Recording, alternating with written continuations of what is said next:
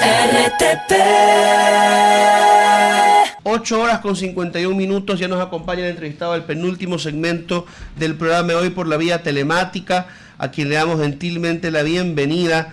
Él es Franklin Vega, periodista y fundador de Bitácora Ambiental. Con él hablaremos de las redes de tráfico de fauna silvestre en el Ecuador, un negocio criminal que ignoramos muchas veces cómo se mueve por nuestro país. Estimado Franklin, bienvenido a la mañana en RTP, lo escuchamos.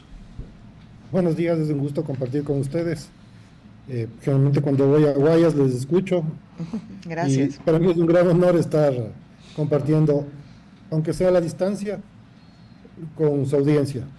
El honor es todo nuestro y seguramente también de nuestro público. Estimado Franklin, empecemos quizá con algunas cifras o datos para ilustrar un poco la magnitud del problema, porque es uno de esos delitos, como decía al principio, que muchas veces ignoramos. A veces incluso ni siquiera se valora su importancia, no se entiende la gravedad a lo que se expone nuestras especies, muchas veces en peligro de extinción, y nuestras comunidades que también pues se dedican al cuidado de esos animales. Hablar de datos sobre el tráfico de especies en Ecuador es bastante complicado porque no tenemos cifras exactas. Hay claramente un subregistro de las cifras del Ministerio de Ambiente y Energía ahora, pero hay dos ejemplos claros, uno en Guayaquil y otro en Quito. Tal vez empezaré por el de Quito, que es el del vivarium. En el Parque La Carolina, en el norte de Quito, hay un sitio que es un museo donde se ven cantidad de reptiles. La mayoría de esos reptiles son víctimas del tráfico.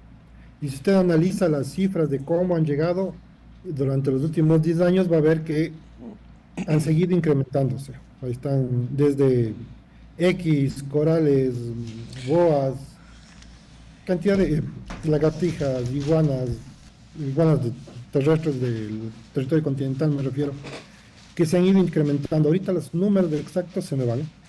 Pero hay otro ejemplo claro que da una cifra que puede dimensionar esto, que es Mansión Mascota y el proyecto Sacha ahí en Guayaquil.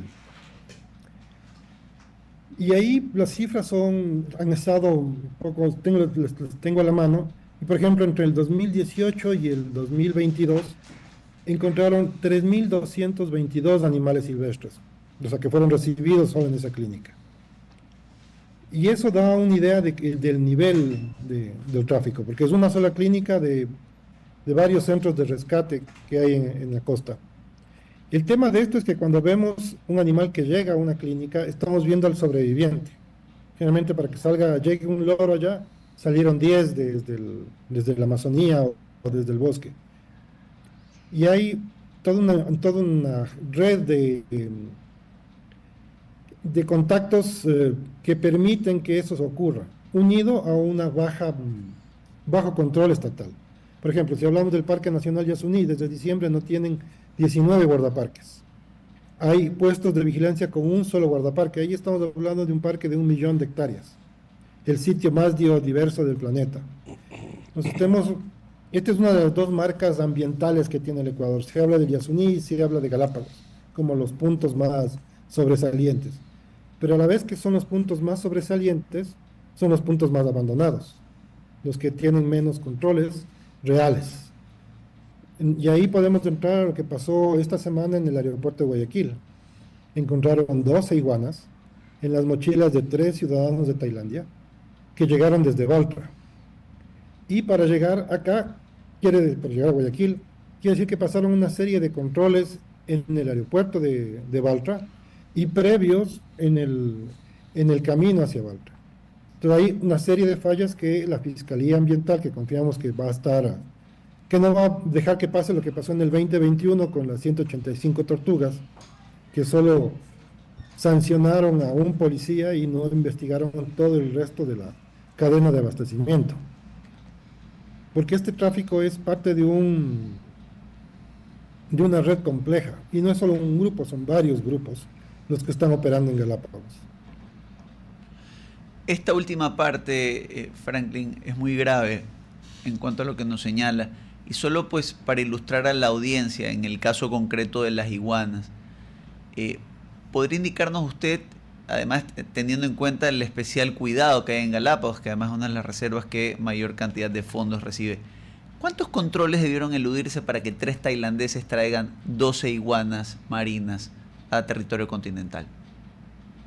A ver, yo creo que primero empieza con el perfil que hacen los pasajeros en las aerolíneas, que seguramente comparten con los guardaparques, perdón, con los funcionarios de los aeropuertos, y luego ellos comparten con los guardaparques, en este caso primero con el Consejo de Gobierno, y luego con los guardaparques del Parque Nacional Galápagos. En Galápagos, cuando usted llega, tiene que llenar una forma, un formulario, y tiene que decir dónde llega, cómo llega, cuándo se va a quedar, dónde va a visitar. Es bastante completo el registro. Entonces ahí hay una primera alerta, porque los turistas que van a Galápagos son dos grupos grandes: los que van a los turistas, el turismo de crucero, donde están los grandes barcos, que son generalmente tours súper costosos, que pueden costar hasta $30,000 por una semana, y los otros turistas de a pie, los mochileros que van y comen rapidito oriental con atún en la esquina de Galápagos. Hay esos dos extremos. Pero la gente, cuando compra un pasaje, sabe a dónde va y qué va a hacer. O sea, ahí hay un primer filtro que evidentemente no se está aplicando. Luego, ya dentro del parque, recordemos que el 97% de la parte terrestre es zona protegida y solo el 3% es la zona habitable y la zona controlada por los municipios. Y hay decenas o cientos de lugares de visita. Entonces, dentro de Galápagos hay un problema serio, que es el incremento de turismo que se está masificando. El año pasado llegaron a cerca de los 300,000 turistas, y el Parque Galápagos, como el resto de parques nacionales, no cuenta con suficientes recursos para tener patrullajes constantes. No hay suficientes guardaparques para estar en todos los sitios de visita. Y fuera de eso, hay sitios que no son de visita, pero que la gente accede. Entonces es muy poco creíble que solo estos 3 hayan ido, hayan visto la iguana, le hayan cogido, le hayan inmovilizado, le hayan envuelto en una media nylon, luego le pongan en una bolsa y le guarden en la mochila. De ley necesitan primero orientación, porque hay sitios donde se agrupan más las iguanas, en este caso son iguanas marinas, y hay donde se puede recolectar con relativa facilidad. Si es que no fueron ya recolectadas y solo estaban esperando que vaya la mula, por llamarle de una forma, de estos señores de Tailandia, para encargarles y que regresen. Entonces, ahí tiene muy simplificado cómo va, pero esta es una sola de las rutas, la ruta aérea. En julio del 2022, la Armada decomisó 5 iguanas y 85 tortugas en un barco de turismo que salió de Galápagos y hizo una escala frente a Santa Elena. Vieron esa normalidad y la Armada intervino. Ahí encuentra las tortugas, esas eran tortugas terrestres, adultas, grandes, de estas amarillas, y incautaron todo eso. Entonces, por citar 2 de los ejemplos así como más recientes, pero ahí mismo en Guayaquil, el año pasado hubo una iguana marina, igualita a las que estaban ahí. Bueno, igualita es un decir, porque hay 11 especies, 11 tipos de iguanas marinas, en la parte sur de Guayaquil. Pues ahí la justificación fue que llegó en un barco escondida en el ancla y que alguien encontró y le entregó a la policía. La semana pasada fueron 4 iguanas marinas en la zona del aeropuerto. Entonces son varios indicios que dicen que hacen notar que no es un tema casual ni son hechos aislados. Ya tienes 2 grupos de iguanas la semana seguida. Esperemos que la Fiscalía logre identificar cómo fue que llegaron, quiénes apoyó, dónde iban a vender y qué omisiones se realizaron tanto en el parque como en el aeropuerto de Baltra. Eso por un lado. Por otro lado, si usted analiza y se pone a buscar en redes sociales iguanas marinas comercio, va a encontrar que en Austria hace un año publicaron 2 festejando que tenían 2 iguanas marinas adultas. Austria. En Tailandia, en Indonesia, también hay imágenes sobre iguanas marinas en cautiverio. Y hay que, si usted ve una iguana marina, está viendo una joya de la evolución, que yo le llamo, porque son los animalitos que más me llaman la atención. viven solo, dependen del mar para vivir. Se alimentan en la zona que rompen las olas y crecen algas. Pero también comen pescado, comen placenta de lobo marino, comen lo que se descuide, alcanzan a comer. Son animales completamente omnívoros, bien territoriales y tienen una adaptación única que cuando toman, como están todo el tiempo en el agua salada, sacan el exceso de sal expulsándole por la nariz. Pero son animales fascinantes. Y de ahí viene toda la parte fisiológica, que bajan su metabolismo, que pueden bucear. Son unas criaturas realmente interesantes. Y solo viven en Galápagos y no hay en ninguna otra parte del mundo que estén de forma natural. Y se las llevan como trofeo.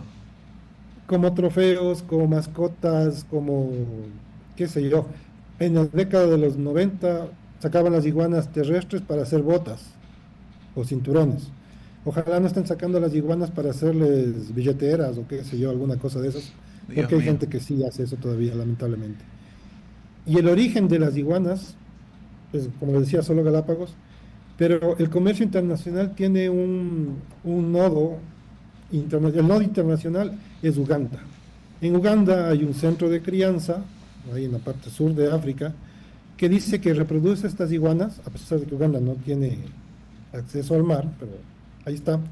Dice que reproduce las iguanas y que las vende, y que son especies pre-CITES, es decir, que salieron de Galápagos antes de la vigencia del convenio de que vigila el comercio de la flora y fauna amenazada, que se llama CITES.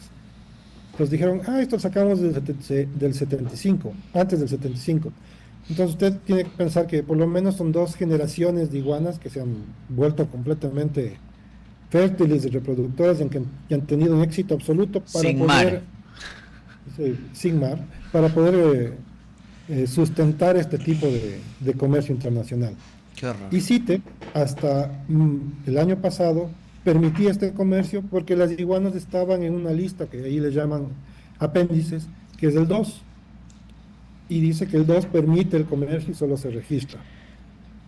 Pero ya le pasaron al 1, y esa fue una lucha larga que tuvimos junto con Milton Castillo Maldonado. Mm. Y en el 2022 pusimos una acción de protección. La jueza Viviana Pila ordenó que el ministerio comience el trámite para cambiar el de apéndice de las iguanas. Y eso ha sido es un proceso complicado, talleres, estudios científicos, cosas ya bastante complejas y que se hacen y les hacen más complejas. Pero en este proceso tuvimos la sentencia en octubre del 2022 y el ministro Manrique y el ministro Dávalos, la ministra Fritzi, no movieron un dedo, Qué pena. no quisieron oír del tema. Al inicio de la gestión de la doctora Manzano, cuando fue ministra, tuvimos la oportunidad de acercarnos, le presentamos la sentencia, le presentamos las evidencias, se horrorizó y le dispuso al funcionario de CITES del Ministerio del Ambiente que inicie el proceso.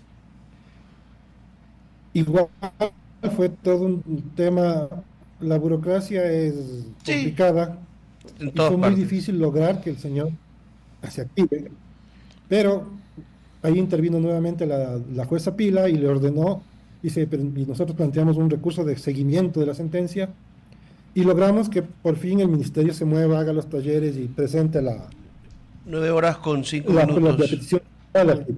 estimado Franklin. La verdad ¿Perdón? que, no, 9 horas con 5 minutos, estimado Franklin. La verdad que es grato escuchar que a veces a personas que por los temas que se mueven todos los días, la política, criticamos, le podemos decir felicitaciones, qué bueno lo que hizo la ministra Manzano, qué bueno la jueza que actuó en derecho, gracias a ustedes, a usted y al doctor Milton Castillo Maldonado por su trabajo, porque son causas importantes, son causas que si bien son ambientales, por eso también para mí son profundamente humanas y que algo se logre en este país siempre pues devuelve la esperanza, ¿no? Claro, y además para mí Galápagos es una muestra del Ecuador chiquito. Entonces la misma impunidad que se ve acá, Ujú. se ve en las islas. Por citarle un ejemplo, el ejemplo que le hablaba hace un momento de las tortugas. 185 tortugas, un solo implicado, pagó 6 meses de cárcel y la multa seguro no le cobraron. Lo mismo pasa en el resto del Ecuador con un millón de otros temas. Pero sí hay cosas. Yo creo que la gente no es buena ni mala per se. Yo creo que hay cosas positivas que hace gente y cosas negativas que hace la gente. Estimado Franklin, dejémoslo pendiente por el tiempo que ya se nos hace corto para otra ocasión, poder conversar sobre quizá qué reformas a la ley para poder aplicar sanciones más adecuadas para poder detectar con más facilidad este tráfico y movimiento ilegal de especies de fauna silvestre se puede implementar en el país. Le quedamos muy agradecidos y ojalá podamos encontrarnos en las próximas semanas. RTP